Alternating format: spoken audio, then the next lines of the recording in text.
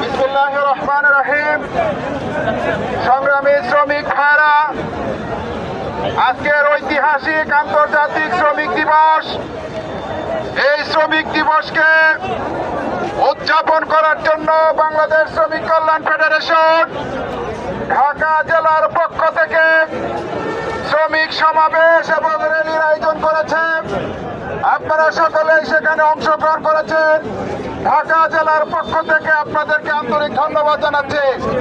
সংগ্রামী ভাইরা, আজকে শ্রমিক অঞ্চলে শ্রমিক অধ্যুষিত আশুলিয়া সাভারের কথায় কথায় শ্রমিক ছাঁটাই হচ্ছে, আমাদের মা বোনদের উপর নির্যাতন হচ্ছে, শ্রমিকের ন্যায্য অধিকার থেকে শ্রমিকরা বঞ্চিত হচ্ছে।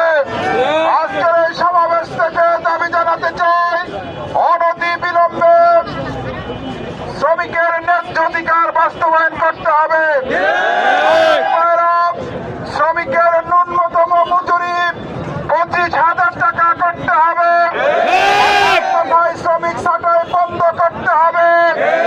কথায় কথায় শ্রম আইনের 13 ধারায় প্রয়োগ করে কোম্পানির ঘেটে লাগিয়ে শ্রমিক হয়রানি বন্ধ করতে হবে। শ্রমিক আইনের কালো আইন বাতিল করতে হবে। শ্রমিক বান্ধব আইন তৈরি করতে হবে।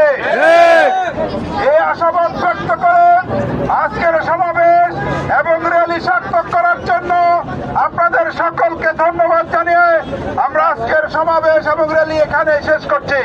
সকলকে ধন্যবাদ।